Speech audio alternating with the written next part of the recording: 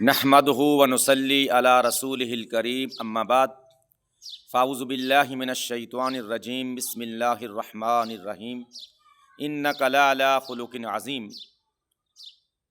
अस्सलामु अलैकुम व रहमतुल्लाहि व बरकातुहू। मुअज़्ज़ज़ नाज़रीन व सामईन, जैसा कि आप ख़वातीन व हज़रात को मालूम है कि नबी अलैहिस्सलातु वस्सलाम की ज़िंदगी में से आपके अखलाकी नमूनों की एक सीरीज़ शुरू की गई है फैसल टीवी से।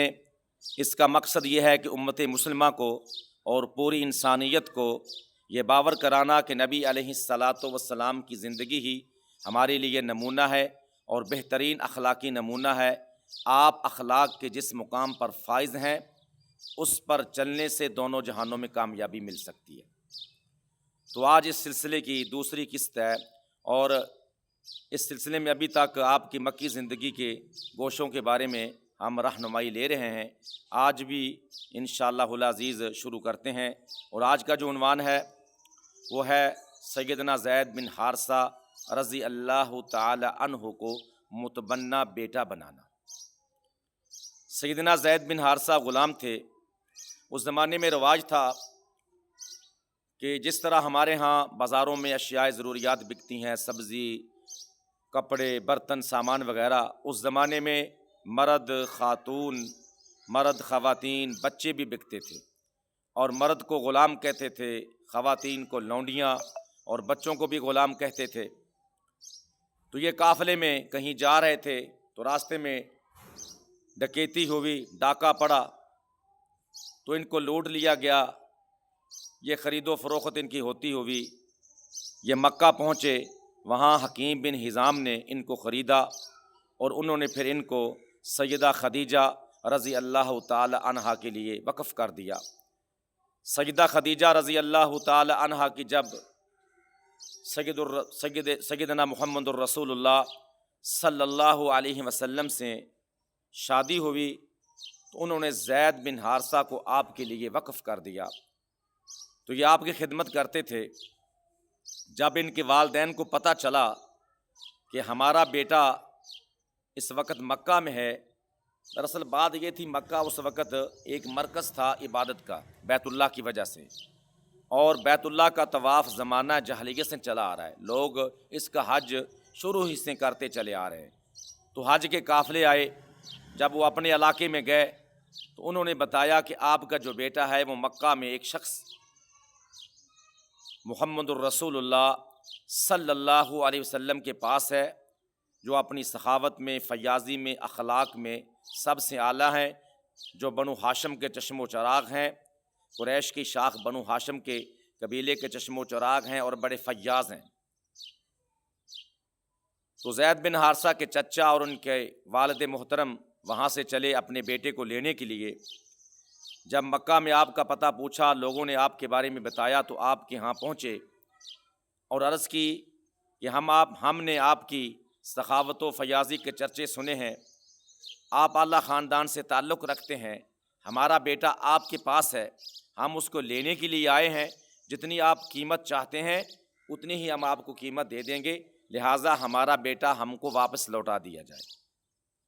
नबी अलैहिस्सलातु वस्सलाम ने कहा कि अगर आपका बेटा आपके पास जाना चाहे तो मैं बग़ैर कीमत के आपको वापस कर दूंगा, और ये भी नहीं हो सकता कि अगर वो मेरे पास रहना चाहे तो मैं ज़बरदस्ती उसको अपने से जुदा कर दूं।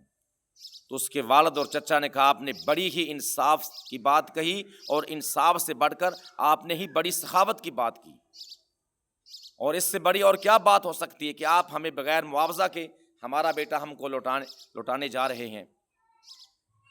तो नबी अलैहिस्सलातु वस्सलाम ने सैयदना मुहम्मदुर रसूलुल्लाह सल्लल्लाहु अलैहि वसल्लम ने ज़ैद को अपने साथ लिया।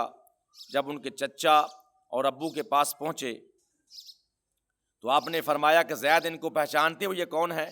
फरमाया, हाँ या रसूल अल्लाह, ये मेरा चचा है, ये मेरे वालिद हैं। तो अल्लाह के नबी ने फरमाया, इनको सलाम करो। देखें कितना अदब है, नबी अलैहिस्सलातु वस्सलाम की तरबियत का कितना असर है कि चचा मौजूद हैं, वालिद मौजूद हैं, बिछड़े हुए एक अरसा हुआ है, जज्बात भी गालिब हैं, एहसासात भी गालिब हैं, لیکن نبی علیہ الصلاۃ والسلام کی تربیت کا، آپ کے نظم و ضبط کا یہ عالم ہے کہ اللہ کے نبی کی اجازت کے بغیر ان کو ملنا بھی گوارا نہیں کیا۔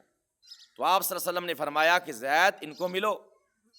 جب زید ان سے ملے تو آپ نے فرمایا کہ اے زید، آپ کو میری طرف سے اجازت ہے، اگر آپ اپنے خاندان میں جانا چاہیں، اپنے والد اور چچا کے پاس جانا چاہیں تو آپ جا سکتے ہیں۔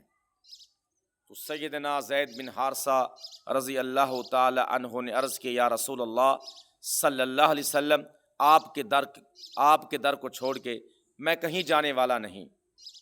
جب والد نے یہ بات سنی تو زید کو کہنے لگے کہ اے زید، بڑے افسوس کی بات ہے، تم سرداری کو چھوڑ کے، اپنے علاقے کی چودھراہٹ کو چھوڑ کے، اپنے علاقے کی سرداری کو چھوڑ کے، اپنے خاندان کو چھوڑ کے، اپنے رشتہ داروں کو چھوڑ کے، اپنے علاقے کو چھوڑ کے، اپنی زمین جائیدادوں کو چھوڑ کے مکہ کے ایک شخص کے پاس غلامی کو ترجیح دے رہے ہو، افسوس ہے آپ کی عقل کے اوپر۔ تو زید نے کہا کہ ایسی غلامی کے اوپر جو محمد الرسول اللہ صلی اللہ علیہ وسلم کی ہو، ہزاروں نہیں لاکھوں کروڑوں سرداریاں بھی قربان ہوں۔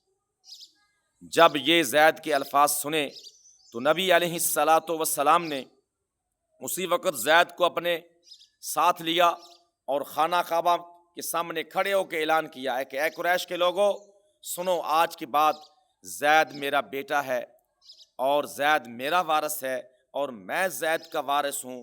اسی دن سے لے کے آپ زید بن محمد صلی اللہ علیہ وسلم کے نام سے مشہور ہوئے، حتیٰ کہ جب سورہ احزاب کی آیات نازل ہوئی کہ لے پالکوں کو ان کے اصلی باپوں سے پکارو، تو اس وقت پھر زید بن حارثہ پکارے جانے لگے، تو زید بن محمد مشہور ہو گئے۔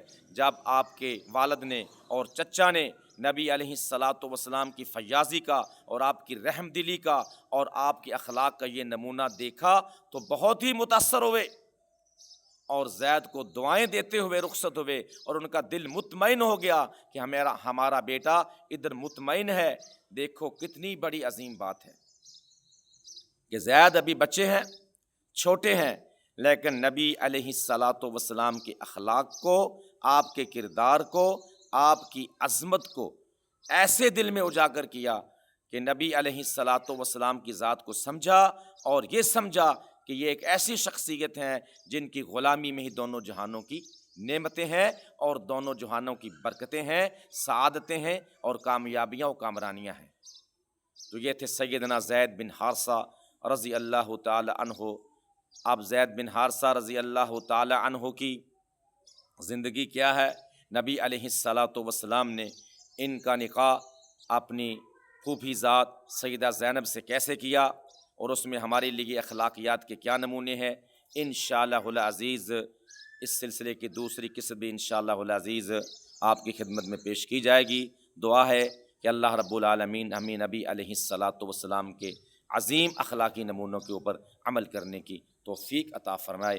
السلام علیکم ورحمۃ اللہ وبرکاتہ۔